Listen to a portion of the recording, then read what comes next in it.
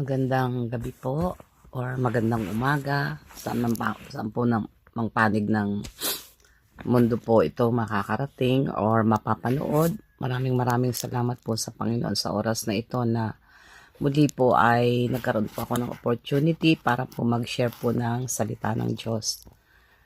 Salamat po sa Panginoon sapagkat habang narito tayo ay binibigyan tayo ng chance na makapag-share. Kaya po bago po tayo magbasa ng ating salita ng Diyos, tayo po muna ay sumandaling manalangin, dakilang Diyos sa aming Ama. Maraming salamat po sa iyo, Panginoon, sa oras na ito na kami po ay may pagkakataon, Ama, na maihayag na muli, Panginoon, ang mga salita na magpapalakas po sa bawat isa sa amin, Panginoon, na patuloy na hahamon sa amin, O Diyos, bilang isang mananampalataya. Sa oras pong ito, ako po'y lumalapit sa iyo, Ama.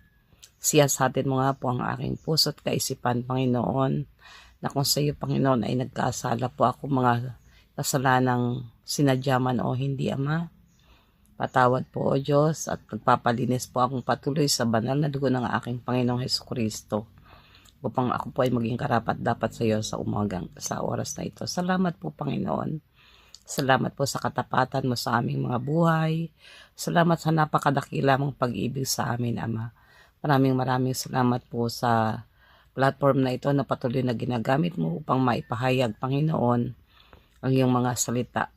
Salamat po, Diyos. Pagpalain mo po ang lahat. Pagpalain mo po ang lahat ng manonood, Panginoon. Marami pong salamat sa pangalan ni Jesus. Ito pong aking dalangin. Amen. Ayan po. Ang na-assign po sa aking chapter ay chapter po ng Romans 8. Roma 8 verses 35 po hanggang 39. Sabi po dito, sino ang makapaghihiwalay sa atin sa pagmamahal ni Kristo? Ang paghihirap ba? Ang kapighatian? Ang pag-uusig? Ang gutom? Ang kahubaran? Ang panganib o ang tabak? Verse 36. Ayon sa nasusulat, alang-alang sa iyo, nanganganib kaming mamatay sa buong maghapon. Ibinibilang kami ng mga tupang papatayin. Verse 37. Hindi, ang lahat ng ito'y kayang-kaya nating mapagtagumpayan sa pamamagitan niya na nagmamahal sa atin. Sapagkat natitiyakong ang kamatayan, ang buhay, ang mga anghel, ang mga pamunuan, ang mga bagay sa kasalukuyan, ang mga bagay na darating, ang mga kapangyarihan, ang kataasan, ang kalaliman o ang alinmang nilalang ay hindi makapaghihiwalay sa atin sa pag-ibig ng Diyos. Pag-ibig na ipinadama niya sa atin sa pamamagitan ni Kristo Jesus na ating Panginoon. Yan po, malinaw na malinaw po dito na dun po sa verse 35 ay patanong po ito, sino nga ba ang makapaghihiwalay sa atin sa Panginoon? Sino ang makapaghihiwalay sa atin sa pagmamahal ni Kristo, di ba? Dito po ay tanong po ang verse 35 na ito sa atin bilang mga mananampalataya na ano nga ba yung pwedeng makahadlang sa atin para po magpatuloy bilang mananampalataya po? Ito po bang mga binanggit dito ay pwede pong maghiwalay sa atin sa presensya ng Panginoon, sa pagmamahal niya sa atin?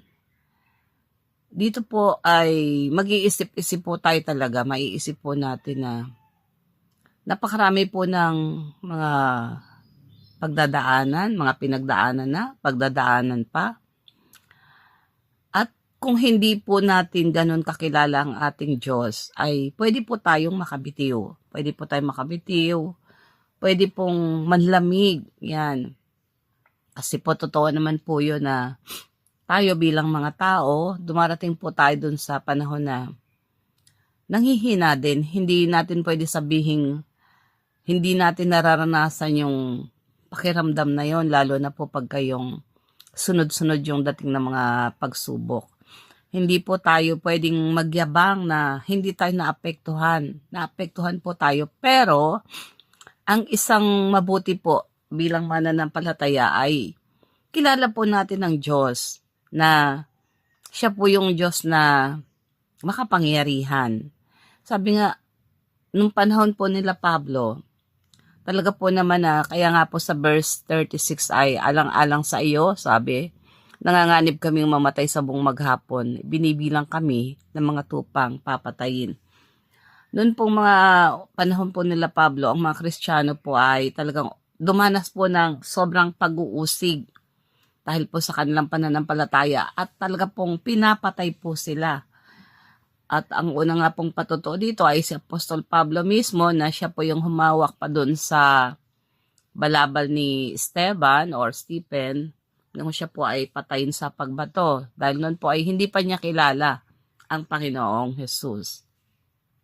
Kaya po talaga ng mga unang panahon ng mga mananampalataya ay dumanas po sila ng sobrang pag-uusig. At kahit po sa panahon po ngayon, may mga lugar po talaga na dumaranas po sa pag-uusig at nagbubuwis po sila ng buhay sa kanilang, dahil po sa kanilang mga pananampalataya.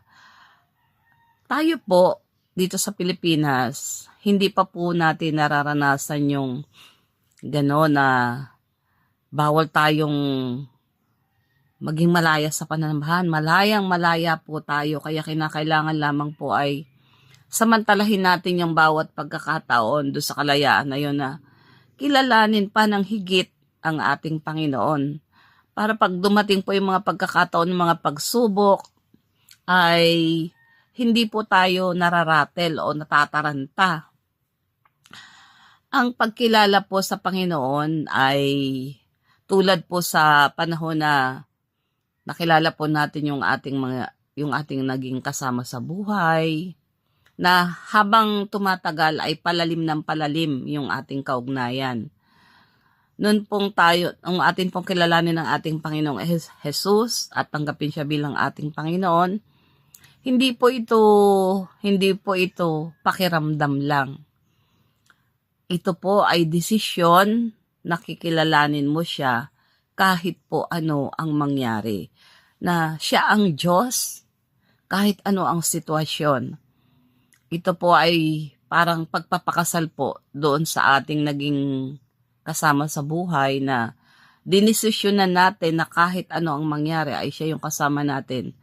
Pero sa tao po, yung ating ang ating sinumpaan ay minsan ay nasisira, di ba? Mga sinumpaan nasisira, kaya ako nagkakaroon ng paghihiwalay. Kasi po tao. Pero ang Panginoon sa Diyos, once na nag-commit ka sa Panginoon, sabi nga siya yung ating groom, tayong bride, ay hindi po siya sumisira. Tayo lamang po yung laging nasisilat. Yun po yung katotohanan doon. Pero ang Diyos po ay napakabuting Diyos na kahit po tayo po ay dumadating sa panahon na minsan ay parang nanlalamig, hindi po nagbabago yung pag-ibig ng Diyos sa atin. Yung assurance po ng pagmamahal niya ay nahandoon. Sabi nga po, sino nga ba ang makapaghihiwalay sa atin sa pagmamahal ni Kristo? Yun nga po, isa-isa na yung mga pagsubok na pwedeng pagdaanan ng isang mananampalataya. Ang kilalanin po ang Panginoon, ang number 1 na ugat po na pwedeng maging basihan po ng ating desisyon kung pwede pa tayong mahiwalay sa Panginoon. Pwede talaga mahiwalay kung hindi po natin siya kinikilalang mabuti. Kaya ang susi po talaga ng katatagan sa pananampalataya ay kilalanin po natin ang ating Diyos. Sino nga ba tong Diyos na to na pinagtitiwalaan natin sa buhay natin? Di ba siya lang naman yung creator po ng lahat ng bagay na ating nakikita at hindi nakikita. Siya po yung lahat niyan. At siya po yung humahawak ng ating buhay. Yung ating hininga na tuwing magigising tayo ay buhay at malakas. Yan po ay galing po sa Diyos na ating pinagkakatiwalaan. Kinakailangan pong kilalanin po natin mabuti ang ating Diyos. Sino ba tong Diyos na to? Kung kaya niyang i-create ang lahat ng bagay, kung kaya niya tayong bigyan ng buhay, anong pa nga ba ang pwede nating idahilan para humiwalay po sa Kanya? At ang pangalawa po ay ang pangako na laging tinutupad. Yun nga po yung sinasabi ko na sa kasal ng tao, kasala ng physical na kasala ng nag-aasawa. May mga sumpaan po yan eh. Marami pong nasilat sa sumpaan na yan kasi po, yung sinumpaan nila, hindi po nila natupad. Nasisira po sila dun sa mga sinumpaan. Pero ang pinakamaganda po ang Diyos na nangako na hindi niya tayo pababayaan at hindi niya tayo iiwan. At sabi po ng Isaiah, sa isasamahan niya po tayo. Sabi nga, huwag kang matakot. Sabi po ng Isaiah 41:10, ako isa sa iyo, sa inyo, huwag kang matakot, ako ang inyong Diyos. Di ka dapat mangamba kanino man. Palalakasin kita, tutulungan, iingatan at ililigtas. Ang Diyos pong ito na nangangako ay hindi po siya Diyos na sabi nga nagsalita ngayon at pagkatapos ay wala na. Hindi po siya ganoong klase ng Panginoon. Siya po yung Diyos na nangangako na huwag kang matakot, sasamahan kita. Hindi po yun nabasa lang natin, kundi ginawa na po ng Diyos yun at patuloy na gagawin sa atin. Matutunan lang po natin na bulayin yung mga salita niya, balikan yung mga araw na paano ba tayo tinagpo ng Panginoon? Ano ba yung kalagayan natin before na nakilala natin siya? Napakahalaga po sa tao yung babalikan niya. Babalikan niya po yung ano ba yung kalagayan mo before. Hindi po para lingunin ang lingunin, kundi balikan para makita mo ano nga ba ang ginawa ng Diyos sa buhay natin. Kasi po ako talaga kapag ka po nagbubulay ako, binabalikan ko po yung panahon na sabi nga naging imposible nung panahon na yon sa akin kasi hindi ko pa kilala ang Panginoon. Na lahat ng problemang dumating ay tiningnan kong napakalaking bundok na sabi ko nga sa Panginoon, Lord, ba't naman yung mga problema ko parang mas malaki pa sa ulo ko, ganyan.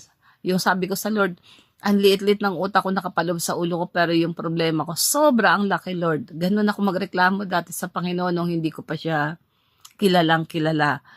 Pero salamat sa Panginoon kasi nga nung tinawag niya ako at nagpakahayag siya sa akin sa pamamagitan ng kanyang salita, nakita ko na ang lahat ng imposible ay posible sa Panginoon. Ako po ay sobrang masakitin mula sa pagkabata.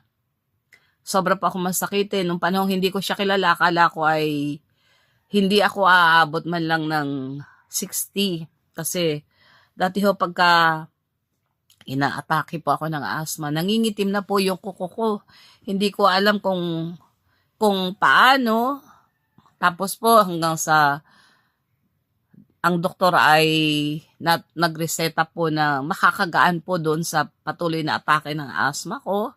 At yung una pong mga gamot ay nakaapekto sa akin doon sa paghina ng pancreas ko dahil po doon sa matagal na pag-take ng steroid. Pero salamat po sa Panginoon, ginamit din po ang Diyos para po palitan yung gamot ko. At sabi nga, yung doon sa paghina ng aking pancreas ay nagkaroon po ako ng diabetes. Wala pong lahi ng diabetes sa amin, both sides. Umiyak po ako, sabi ko nga, paano na kaya Lord? Ang dami ko ng sakit, di ba? Pero salamat po sa Panginoon, sabi nga, walang bagay na mahirap sa Panginoon kasi 70 na po ako, magsi-71 na po ako at masasabi kong ang Diyos ay tapat. Sabi ko dati, paano ko bang mabibili itong mga gamot na to, Lord? Paano na kung wala nang pambili ng gamot? Pero sabi ng Panginoon, ang biyaya ko ay sapat sa iyong pangangailangan. Binabalikan ko po ang mga bagay na ito. Oo nga naman, dati sabi ko, pag wala na akong pambili ng inhaler, that's all folks, bye-bye na. Sabi ko ganun. Natatawa lang ako noon. Nasabi ko sa mga anak ko, pero ang Diyos po ay hindi nagpabaya. Hindi po siya nagpabaya kahit kailan. Kaya po nandito na po ako sa edad na ito, narating ko na, nakita ko na yung mga apo ko, mga nakalaki na. Kasi po, pangako ng Diyos yun na hindi tayo pagkukulangin. Sabi nga po sa Hebreo, hindi kita iiwan ni pababayaan man. Dati mukha kang salapi eh. Hindi dahil, yung mukha kang pera talaga, hindi. Kasi, kaya ganun ang salita doon is, yung tao kasi walang ginawa kundi mag-isip kung paano magkakapera, di ba? Kaya nga, sabi ko nga, oo nga, yung tao mukhang salapi kasi, wala ka nang pera, wala ka pang inisip kundi pera, ano ba yan? Kaya salamat po sa Panginoon kasi, sa salita ng Diyos mismo tayo matututo kung paano tayong magtitiwala sa Kanya. Na pwede po nating panghawakan yung mga pangako niya. Sabi nga po sa Hebreo 6, 8 hanggang, 18 hanggang, Hebreo 6 po. Hebreo 6, 18 hanggang 19. Sabi po dito, at hindi nagbabago ni nagsisinungaling man ang Diyos tungkol sa dalawang bagay na ito, ang kanyang pangako at sumpa, kaya tayong nakatagpo sa kanya ng kalinga ay panatang ang loob na umaasa sa mga pangako niya. Ayan, ang Diyos ay nangako at hindi niya po sinisira ang pangakong iyon. Tinutupad niya po yun. Kaya nga po sabi ko nga, yung tao nga mukhang pera. Kasi pag walang pera, isip ng pera. Inuuna pang isipin ng pera kaysa isipin yung mga pangako ng Panginoon. At ito yung nagiging dahilan kung bakit ang tao ay lumalamig kasi tinititigan niya ang problema. Kinakailangan po kapag tayo ay may mga hinaharap na problema, dumadating po ang problema, hindi po yan naiiwasan. Bahagi po yan ng pagkalikas sa atin ng Panginoon. Hindi para igupo, kundi po para tayo tumatag sa ating pananampalataya. Naalala ko po nung nagka-problema ang anak ko sa heart, yung panganay ko pong anak, na sabi ay yung kuryente do sa heart niya ay nagmamalfunction, kaya nagkakaroon po siya ng sobrang palpitation hanggang sa manghina siya. Pero sabi ko sa Panginoon, Lord, alam ko po pinahiram mo lang sa akin yung anak ko. Alam ko po na isang araw babawiin mo po siya. Pero sabi ko, Lord, wala po munang bawian. Wala po munang mga anak ko yung aalis, please po. Sabi ko sa kanya talaga yon, ko sa kanya. Yung sabi nga parang si Jacob, buno sa panalangin. Doon sa request na yon na walang mawawala sa anak ko. Sabi ko, Lord, hindi ko po pinagdadamot dahil hiram po lamang yan. Pero sabi ko, wag po muna, hayaan niyo pong ako po yung una. Hindi po yung anak ang ipalilibing ng magulang, kundi ang anak ang magpapalibing sa magulang. Sabi ko, yun po talaga, at talaga pong ang Diyos ay tumugon. Andun yung takot eh. Kasi, nanay, di ba? Andun yung takot mo. Pero kapag kiniklaim mo yung pangako ng Diyos, mabubuhay yung pananampalataya mo at talagang makikipagkulitan ka ng prayer sa Panginoon at talaga naman pong tinutupad ng Diyos yung promise niya. Gumaling po yung anak ko, inoperahan po siya doon sa Amerika po ginawa yung opera niya kasi doon po inabutan sa trabaho. At sabi nga ng anak ko, naku nanay, kung dito yun nangyari, napakalaki ng kailangan para maoperahan ako. Kaya sabi ko, napakabuti po ng ating Diyos. At tuwing babalikan ko po ang katapatan ng Panginoon, ito yung dahilan kung bakit, sabi ko nga, matuto tayong manghawakan sa pangako ng Panginoon. Yung pera, ginagawa po ng tao yan. Pero Diyos yung magbibigay ng wisdom para po magkaroon po tayo ng pera. Kaya sabi, huwag kayong magmukhang salapi. Sabi po ng Hebreo 13:5 hanggang 6. Yan po, basahin ko po sa inyo. Sabi po, huwag kayong magmukhang salapi. Masyahan na kayo saan namang nasa inyo. Sapagkat sinabi ng Diyos, hindi kita iiwan ni pababayaan man. Ang sabi po sa verse 6, walang pag-aagam-agam na masasabi natin, ang Panginoon ang tumutulong sa akin, hindi ako matatakot. Praise God po. Totoo naman po yun. Dito po sa sinabi po sa Romans 8:35, maraming pag tiningnan nyo yung mga bagay-bagay dito, yung patanong kung ano nga ba yung magkapaghihiwalay sa atin sa pagmamahal ni Kristo. ang sabi po ng verse 37 ay, hindi. Ang lahat ng ito'y kayang-kaya nating pagtagumpayan sa pamamagitan niya na nagmamahal sa atin, sapagkat natitiyak kong ang kamatayan, ang buhay, ang mga anghel, ang mga pamunuan, ang mga bagay sa kasalukuyan, ang mga bagay na darating, ang mga bagay sa kalaliman, ang mga bagay na darating, ang mga kapangyarihan, ang kataasan, ang kataasan, ang kalaliman o ang alinmang nilalang ay hindi makapaghihiwalay sa atin sa pag-ibig ng Diyos. Pag-ibig na ipinadama niya sa atin sa pamamagitan ni Kristo Jesus na ating Panginoon. Yan po. Kaya po talaga lubos po nating mapagtitiwalaan po ang salita ng Diyos, kasi nga po, ano nga po ba yung hindi pa pwedeng ibigay sa atin? Binigay na nga po yung sabi nga, yung pinaka-ultimate na gift ni God sa atin, ang kanyang kaisa-isang anak. Kaya ano pa nga po ba yung dahilan para mapahiwalay tayo sa Panginoon? Kaya po,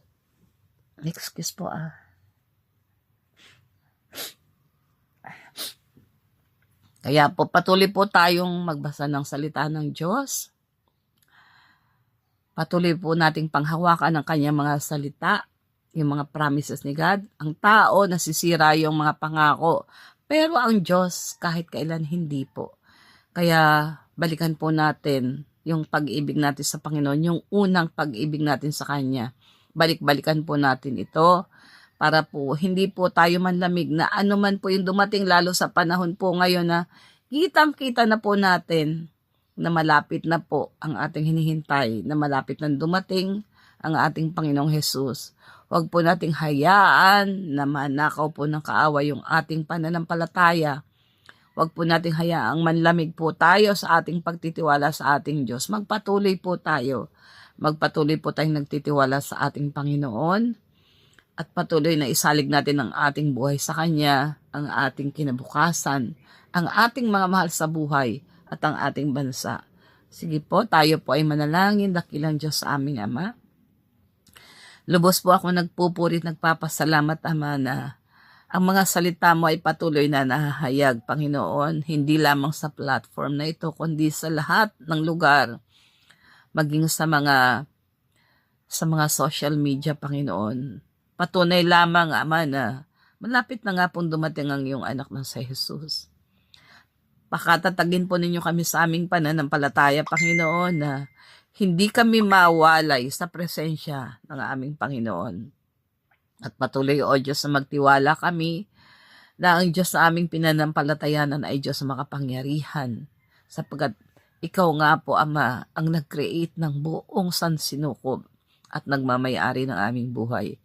Maraming salamat po, Ama, na pwede naming ipagkatiwala sa iyo ang aming bansa, Panginoon. Patuloy na kumilos ka sa aming bansa, Ama. Nakikita po ninyo ang nangyayari sa bansang Pilipinas, Lord God, sa mga namumuno, Panginoon. Hipuin nyo nga po, Panginoon, ang namumuno sa aming bansa. Gumamit po kayo ng mga anak mo, Panginoon, upang may makalapit po sa aming Pangulo.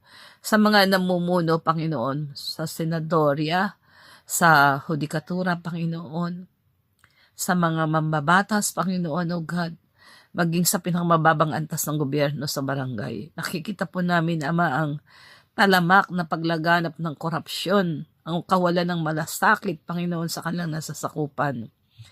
Lord God, huwag pong pabayaan, Panginoon, na manatili sa ganitong kalagayan ng bansang Pilipinas, Panginoon. Bagkus, abutin po ninyo sila, Panginoon, kung paano mo po kaming inabot, Ama, sapagkat alam namin ang pagbabago ay magsisimula, Panginoon, sa pagkilala sa iyo. Ngayon din po, Ama, patuloy na pagpalain mo po ang mga churches na CLF, ang aming bishop, Panginoon, Bishop Alvin, O God, ang aming mga kapastoran, O God, na hindi ko man maisa-isa. Kilala po ninyo sila at alam po ninyo ang kanilang mga pangangailangan. Panginoon, patuloy na ikaw po yung tumagpo sa lahat ng pangangailangan nila. Patuloy mo silang palakasin physically, spiritually, Ama, at patuloy na tugunan po ninyo ang kanilang pangangailangang material, O God. Lord, pagpalain po ninyo ang mga churches, Panginoon, ng Malabon, ng Nabotas, ng Valenzuela, Panginoon, ng Bukawi, ng Batangas, Oga, ng Talahiban 1, Talahiban 2, maging ng sa Padre Garcia, Panginoon, na pinangungunahan po ni Pastora Anching. Gayon din po, Panginoon, ng mga satellite churches na po ng Umboy, Panginoon, ng Perez, O God, at marami pong mabuksang gawain para lalong mahayag ang iyong salita, sapagkat alam po namin na kailangan pong mahayag ang iyong mga salita. Gumamit po kayo, Panginoon, ng mga anak mo na may puso upang maglingkod sa iyo, upang maipahayag ang mga salita mo, Panginoon. Upang sa pagdating mo po, Panginoon, ay marami kaming nakahanda sa pagdating mo, O Diyos. Ihanda po ninyo kami. Lord, maraming salamat po, maging ang mga may karamdaman amin pong itinataas sa iyo sa oras na ito, Lord. Ikaw po yung nakakaalam kung ano po yung tunay nilang kalagayan, Ama. Si Brother Willie, O God, asawa ni Pastora Be, patuloy na palakasin mo siya, bigyan mo ng hunger ang kanyang Espiritu, Panginoon, na hanapin ka at patuloy, O Diyos, na masunod ka sa buhay niya, na maging katuwang po siya ni Pastora Be, Panginoon. Lord, maraming salamat po sa buhay ng aming sambahayan. Patuloy na ingatan po ninyo, Panginoon, ang iyong mga anak, sapagkat walang makakapag-ingat sa amin maliban sa iyo. Ama, pagpalain mo po ang aming mga kabataan. Ingatan mo po sila sa kanilang pagpasok, Panginoon, sa kanilang pag-uwi, O God. Alam po naming pasama ang kapaligiran at sa iyo lamang kami makatatagpo, Panginoon, ng kaginhawahan at kasiguruhan na makakaalis at makauwi po sila ng safe. Lord, salamat po sa iyo sa gabing ito. Patuloy na mahayag ka, Panginoon, sa lahat ng dako. Ito po, Panginoon, ang aking dalangin, O Diyos, ang may pasasalamat sa pangalan po ng aming Panginoong Hesukristo. Amen. Thank you, Lord.